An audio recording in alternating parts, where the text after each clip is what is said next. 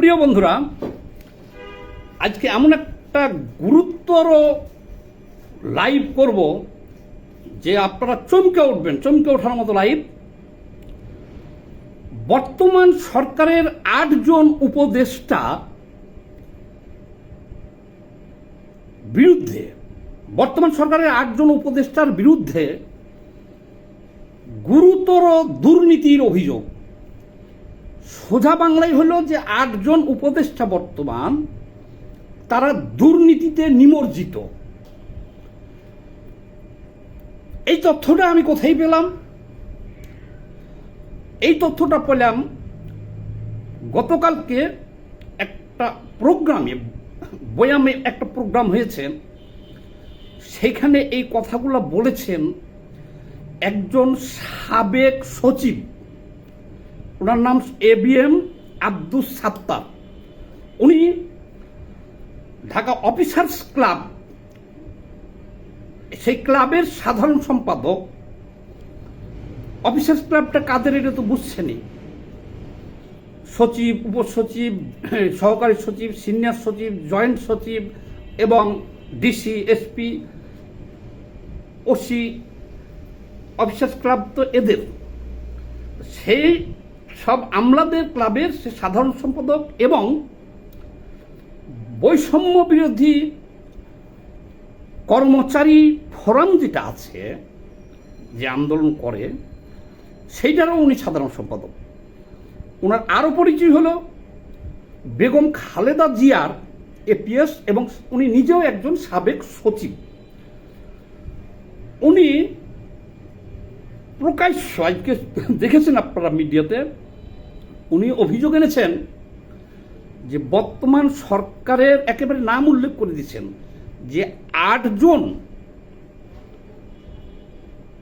উপদেষ্টা মানে 8 জন মন্ত্রীর বিরুদ্ধে তার কাছে যথেষ্ট তথ্য প্রমাণ আছে যে এরা দুর্নীতিবাজ এবং এরা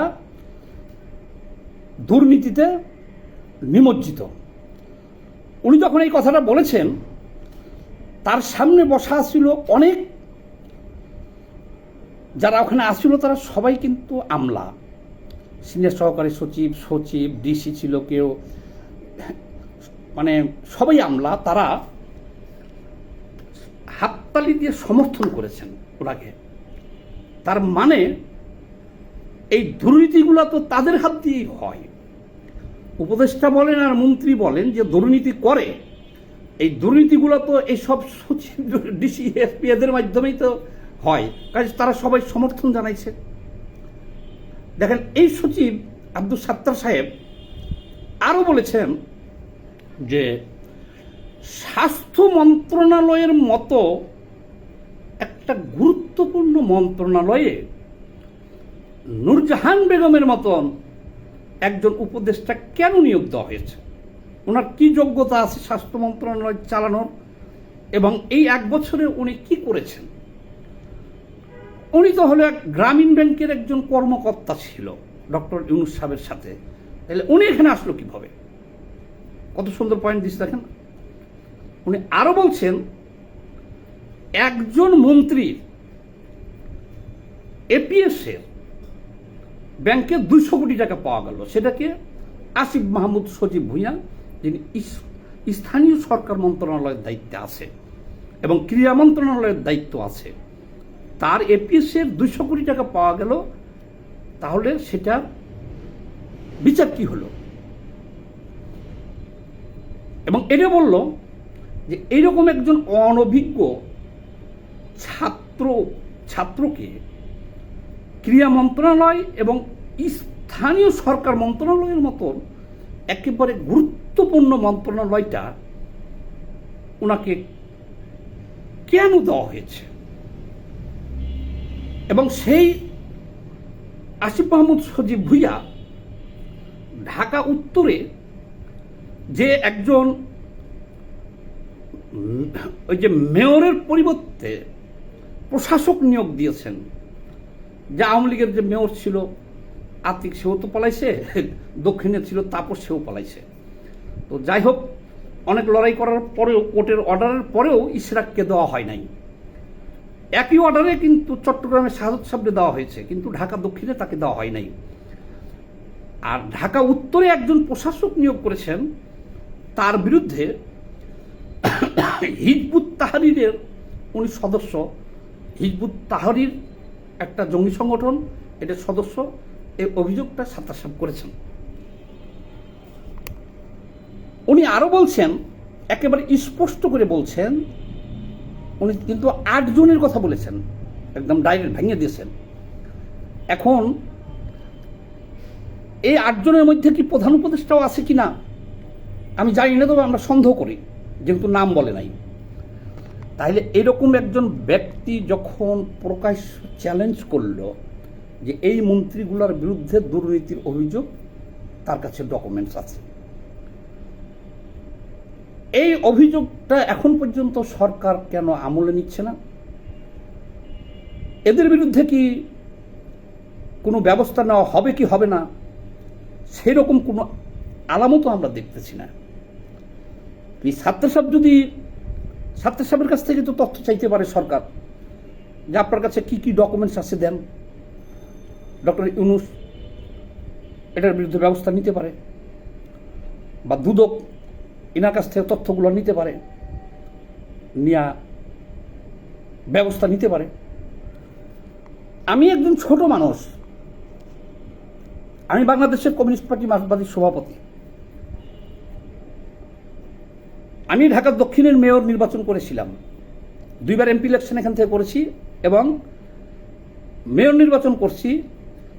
ইশরাক যে মামলা করছে, মেয়র ইশরাক ধানের শীষ প্রতীক নিয়ে যে নির্বাচন করছিল ইশরাক, সে যে মামলা করছিল তাপসের বিরুদ্ধে, সেই মামলার সাক্ষী আমি। ইশরাকের মামলার সাক্ষী হলাম আমি, কারণ আমিও মেয়র ক্যান্ডিডেট ছিলাম। আমি প্রায় 15-16 হাজার ভোট পেয়েছিলাম। এত জালিয়াতির পরেও এই ঢাকা দক্ষিণ থেকে আমার প্রতীক ছিল মাছ। তো যাই হোক, কিন্তু আমি ইশরাকের সেই মামলা তাপসের বিরুদ্ধে করছে, কেউ সাক্ষী দিতে চাই নাই, কিন্তু আমি সাক্ষী, স্টেটমেন্ট দিয়েছি, আমি সাক্ষী হয়েছি। সেই মামলায় ইশরাক জয়লাভ করছে, তারপরও কিন্তু এই উপদেষ্টা আসিফ মাহমুদ ভুঁইয়া সজীব, উনি তাকে ক্ষমতায় বসতে দেয় নাই। হাইকোর্টের রায় সত্ত্বেও, একই রায়ে ওই শাহাদত সাহেব বসছেন চট্টগ্রামে, ইনাকে দায় দেয়। তো যাক, সেটা নিয়ে আর একটা ভিডিও আমি পরে করব। এখন বলতে চাই কথা, এক সাগর রক্তের বিনিময়ে, এক সাগর রক্ত বলতে ধরে নিলাম যে 1000 লোক শহীদ হয়েছে, সরকারি হিসাবে একটু কম দেখাইতেছে, 700 না 800 ধরলাম 700-800 লোক শহীদ হয়েছে, কিন্তু আমরা জানি 1000-এর উপরে শহীদ হয়েছে। 1000 লোককে আপনি একটা মাঠে গুলি করে হত্যা করে ওখানে রাইখা দেখেন তো, তাহলে বিষয়টা আপনাদের হৃদয়ে গাঁথবে যে এক সাগর রক্ত হয় কিনা, আর এটা দেখে আপনারা সহ্য করতে পারেন কিনা। 1000 লোকের লাশ, জলজান্ত লাশ, ছাত্র, কৃষক, শ্রমিক, যুবক, ইয়াং, সব শিশু। এই এত বড় ত্যাগের পরে একটা অভ্যুত্থান হয়েছে, সেই অভ্যুত্থানে শেখ হাসিনার সরকার একেবারে সদল বলে পালিয়ে গেছে।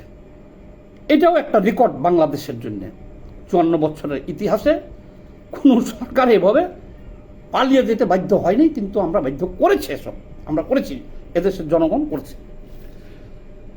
কেন করা হয়েছে? করা হয়েছে যেন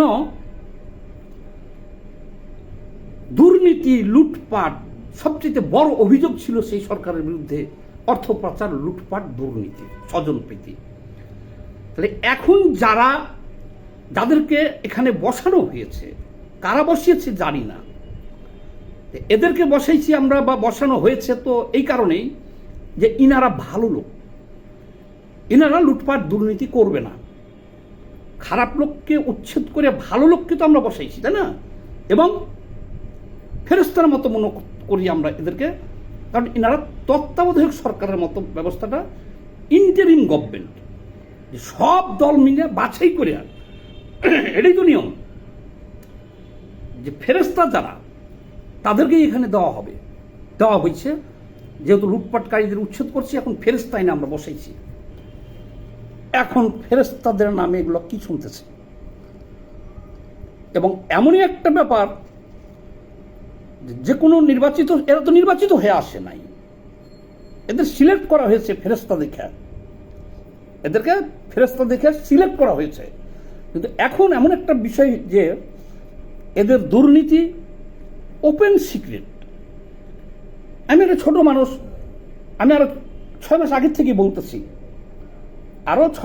থেকে বলতেছি, স্বয়ং প্রধান উপদেষ্টা তত্ত্বাবধায়ক সরকারের উনি কি সুবিধা নিচ্ছে এসে ন্যাক্কারজনকভাবে উনি বিশ্ববিদ্যালয়, ট্রাভেলসের লাইসেন্স, ওনার ব্যাংকের 29 সাল পর্যন্ত গ্রামীণ ব্যাংকের সুদ মাপ, ট্যাক্স মাপ সরকারি, তারপরে ওনার 750 কোটি টাকা মাপ, ওনার নামে যত মামলা ছিল সব মাপ, আরো যা যা নিয়েছেন উনি আর কি।